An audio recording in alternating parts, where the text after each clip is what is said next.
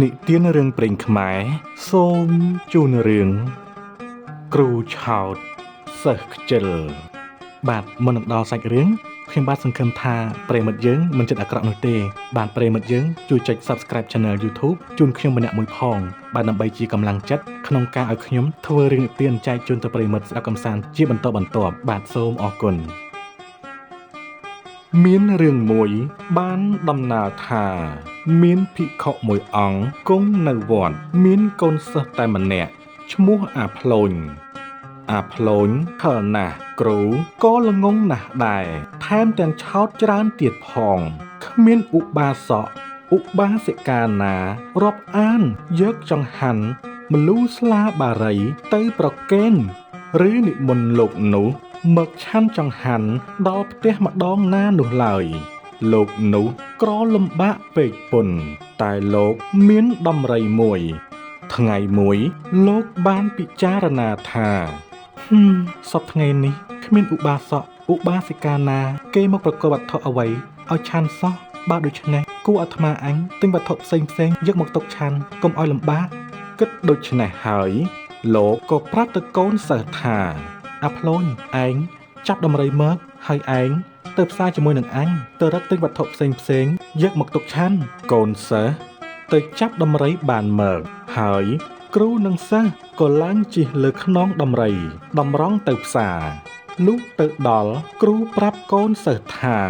អាភ្លូញចូលឯងទិញវត្ថុអ្វីដែលទុកបានយូរមិនខូចអាភ្លូញជាសិស្សក៏ទិញអំបិល2ការុងរួចជាស្រេចគ្រូឃើញដូច្នេះក៏សួរថាអាភ្លូញហេតុដូចម្ដេចក៏ឯងទិញតែអំបិលអញ្ចឹងមិនបានទិញត្រីឆ្អើរត្រីងៀតអីផងកូនសិស្សទូលថាកណាលោកបងអំបិលនេះទុកបានយូរវាមិនឆាប់ខូចទេបានជាកណាទិញគ្រូឆោតល្ងងណាស់ក៏នៅស្ងៀមគ្រូឡើងបោដំរីមកវិញសិស្សរែកអំបិលដើរពីក្រោយដល់ពាក់កណ្ដាលផ្លូវគ្រូមើលទៅសិស្សឮសូរដងរែកដូចជាស្រួលហើយក៏សួរថាអាភ្លូញអញមើលទៅឯងដូចជាស្រួលឬយ៉ាងណាសិស្សក៏ទូលថាកណាលោកបងនិយាយទៅកណារែកស្រួលណាស់ហើយថែមទាំងស្រាលទៀតផងព្រះគ្រូប្រាប់សិស្សថាបើសិនជាស្រួលមែនឯងឆាប់ឡើងជិះលើខ្នងដំរីទៅទុកឲ្យអញរែកអំបិលដើរពីក្រោយវិញលោកគ្រូថាហើយចុះពីលើខ្នងដំរីមកសិស្សក៏ឡើងជិះដំរីទៅលោកគ្រូប្រាប់សិស្សថាអ្នកអាភ្លូញឯងឡើងបោះដំរីទៅមុខចាំអញក្រោមម្លប់ឈើខាងមុខនោះទៅសិស្សបោះដំរីទៅដល់ម្លប់ឈើក៏មិនឈប់ចាំគ្រូសិស្សបោះដំរីទៅដល់ម្លប់ឈើ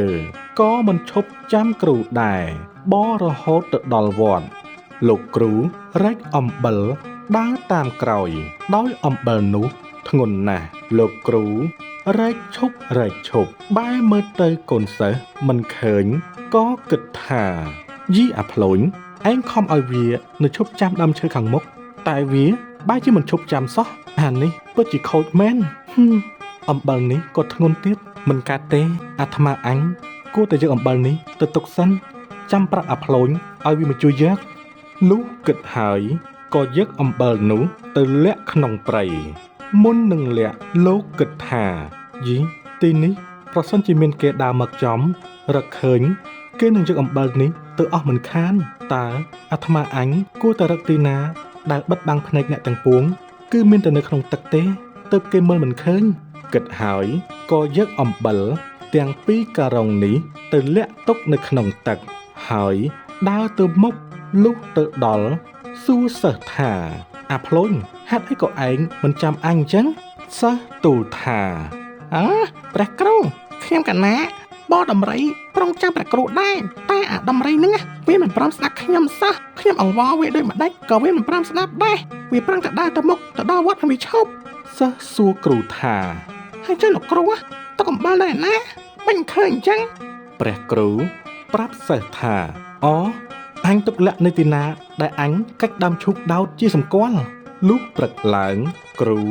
ក៏នាំកូនសិស្សទៅយកអំបិលមកវិញលុះទៅដល់ប្រាប់សិស្សថាណែអាភ្លូញអញទុកលាក់នៅក្នុងត្រពាំងនេះអំបិលអញទុកលាក់នៅក្នុងត្រពាំងនេះសិស្សបានលាន់មាត់ថាម៉ែអើយ វារលាយអត់ទៅហើយវាមិនដែលមកអាណាយកអំបិលទៅលាក់ទុកនៅក្នុងទឹកទេអាភ្លូញក៏ចុះទៅយកអំបិលលើកការ៉ុងទាំងពីរឡើងហើយបានមើលទៅអំបិលរលាយអស់គ្មានសល់មួយគ្រាប់ឡើយចំណងដែលចងមាត់ការ៉ុងបានដាច់អស់ឃើញតែត្រីកញ្ចុះមួយនៅក្នុងការ៉ុងនោះសិស្សទូលលោកគ្រូថាហើយលោកគ្រូត្រីកញ្ចុះមួយនេះនៅក្នុងការ៉ុងវាស៊ីអំបិលអស់ហើយលោកគ្រូអើយហើយក៏យកត្រីនិងការ៉ុងទៅប្រគេនលោកគ្រូមើលលោកគ្រូឃើញត្រីខឹងខ្លាំងណាស់ក៏ទះកំភ្លៀងមុតដៃនឹងធ្មង់ត្រីជាប់ពឹសត្រីចាប់ពើតឈឺខ្លាំងពេកលោកគ្រូបានមានសង្ឃដីកាថាអូយអាភ្លូញឯងជួយចាប់ដកធ្មង់ត្រីនេះចេញពីដៃអញបន្តិចអូយឈឺណាស់ឈឺជុកចាប់ណាស់អាភ្លូញឲ្យលឿនបន្តិចកណាព្រះគ្រូសិស្សក៏ចាប់ដកទាញស្ទើរតែមិនរួចលុះដករួចឈាមហូរជាខ្លាំងពឹសត្រីរឹតតែឈឺខ្លាំងឡើងលោកគ្រូក៏នាំកូនសិស្សទៅវត្តវិញយកការ៉ុងនិងត្រីកញ្ចុះទៅផងដល់វត្តប្រាប់សិស្សថាអាភ្លូញឯងតាមបាយមួយឆ្នាំងអញនឹងឆាន់ត្រីកញ្ចុះនេះជាចង្ហាន់លុះពឹសអន់ឈឺចាប់ពើតលោកគ្រូក៏សំងំសឹងលក់ទៅឯអាភ្លូញក៏ដាំបាយអាំងត្រីឆ្អិនហើយបរិភោគអស់ទុកតែបាយមួយពំនូតនិងឆ្អឹងត្រីក្នុងចានគ្រើបតែវាគ្រើបមិនឲ្យចិត្តលុះលោកគ្រូភ្ញាក់ឡើងប្រាប់សិស្សថាអាភ្លូញឯងយកបាយនិងត្រីមកឆាន់អាភ្លូញក៏ធ្វើជាកិរិយាដូចជាទៅយកបាយប្រគេនគ្រូចេញមកវិញទូលព្រះគ្រូថាព្រះគ្រូបាយនឹងត្រីត្រូវរុយស៊ីអស់ទៅហើយនៅសល់តែមួយពំនូតនិងឆ្អឹងត្រីទេព្រះគ្រូអើយលោកគ្រូជឿឥតសង្ស័យដោយការឆោតល្ងងក៏ឲ្យរំពាត់ផ្ដៅមួយមកសិស្សហើយមានសង្ឃដីកាថាអាភ្លូញឯងវាយរុយនោះកុំឲ្យវានៅលើកុដិអាភ្លូញជាសិស្សក៏វាយរុយនោះមិនឈប់គ្រានោះមានរុយមួយបានទៅទុំលើច្រមុះព្រះគ្រូអាភ្លូញឃើញរុយទុំលើច្រមុះដូច្នេះក៏យករំពាត់ផ្ដៅទៅវាយរុយនោះតែវាយមិនត្រូវរុយនោះឡើយបែរជាត្រូវច្រមុះព្រះគ្រូបែកឈាមហូរខ្ចាយសិស្សភ័យណាស់រត់ទៅដល់ផ្ទះនិយាយប្រាប់ឪពុកម្ដាយតាមដំណើររឿងឪពុកម្ដាយប្រាប់កូនឲ្យមកវត្តវិញកូនប្រកែកមិនព្រមមកលោកគ្រូទៅតាមក៏វាមិនហ៊ានមកតាមដោយខ្លាចគ្រូវាយថ្ងៃមួយលោកគ្រូបានតាំងពិធីសូត្រមន្តអាគមបន្ទន់ចិត្តសិស្សឲ្យមកអាភ្លូញជាសិស្សបានដឹងថាលោកគ្រូតាំងពិធីសូត្រមន្តអាគមស្នេហ៍ដូច្នេះក៏មកវត្តវិញដើម្បីឲ្យលោកគ្រូជឿថាស្នេហ៍ពូកែលុះអាភ្លូញដើរមកដល់វត្តវិញវាដើរលើបចូលទៅឃើញគ្រូកំពុងតែអង្គុយសូត្រមន្តអាគមស្នេហ៍ហើយក៏សួរទៅលោកគ្រូថាព្រះគ្រូកំពុងធ្វើអីហ្នឹងគ្រូក៏កុហកថាអូអញសូត្រមន្តអាគមបំបាំងខ្លួនព្រោះអញទៅរៀនពីគេ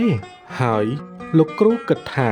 ស្នេហ៍អញពិតជាពូកែមែនបានជាសិស្សអញមកវិញលុះព្រឹកឡើង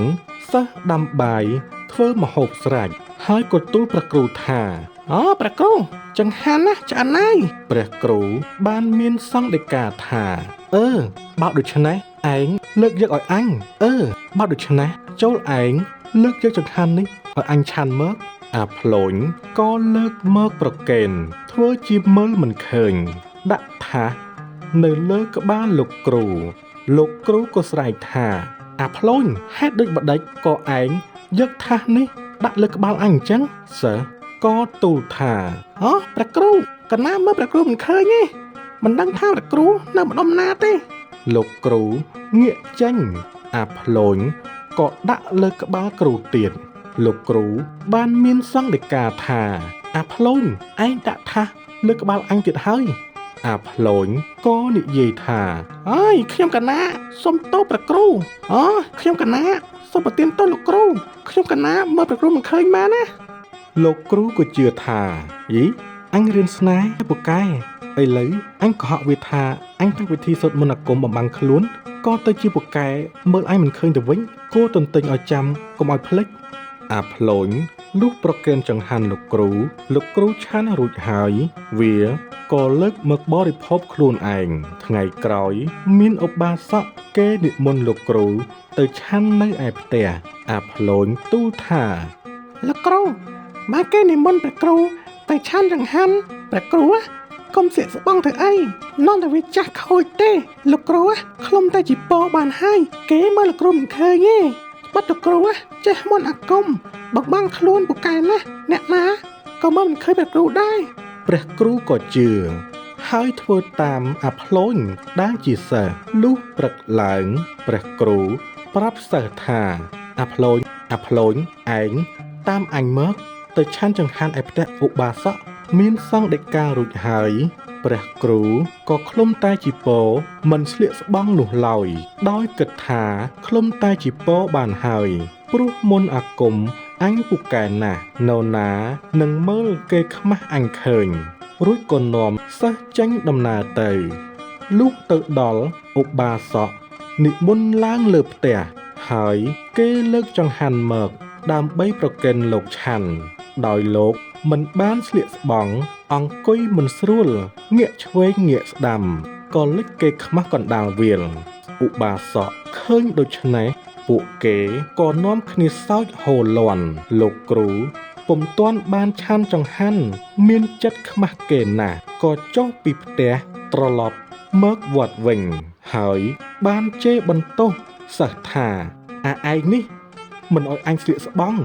ឥឡូវអញខ្មាស់គេណាស់អាភ្លូនបានទូលថាព្រះគ្រូកុំខ្ញាល់នឹងខ្ញុំកណាអីរឿងនេះប្រហែលជាខុសតំណមណាទេដឹងលោកគ្រូបានសួរថាឯងឃើញអញខុសតំណមដូចម្ដេចអាភ្លូនបានសួរទៅព្រះគ្រូថាការព្រះគ្រូនិមន្តទៅឆាន់នៅផ្ទះឧបាសកហ្នឹងនិមន្តទៅតាមផ្លូវណាលោកគ្រូបានប្រាប់សិស្សថាអញកាលនោះអញចេញទៅផ្លូវកើតសិស្សថាច្បាស់ណាស់លោកគ្រូច្បាស់ណាស់ខុសតំណមហើយថ្ងៃមុនណាលោកគ្រូប្រាប់ខ្ញុំកណាថាបើរៀនមន្តអាគមគួរត្រូវតែតមស៊ីផ្លែស្ពឺសំបីតែមុជក្រោមដើមស្ពឺក៏មិនបានដែរវាសាបមន្តអាគមអស់ហើយឥឡូវព្រះគ្រូមុជក្រោមដើមស្ពឺនេះបានជាខុសតំណមរលាយសាបសូន្យមន្តអាគមអស់ហេតុនេះបានជាគេឃើញគេខ្មាស់លោកគ្រូដូចនេះលោកគ្រូបានស្ដាប់ដូច្នេះហើយក៏មានសង្ឃដីកាថាអាភ្លូនអញភ្លេចតមបានជាយ៉ាងហ្នឹងឯងថានោះពិតប្រាកដហើយលោកគ្រូនោះដោយឆោតល្ងងក៏ជឿជាក់ឥតសង្ស័យតាំងពីពេលនោះមកអាភ្លូនជាសិស្សនៅបម្រើព្រះគ្រូដោយសុខសប្បាយ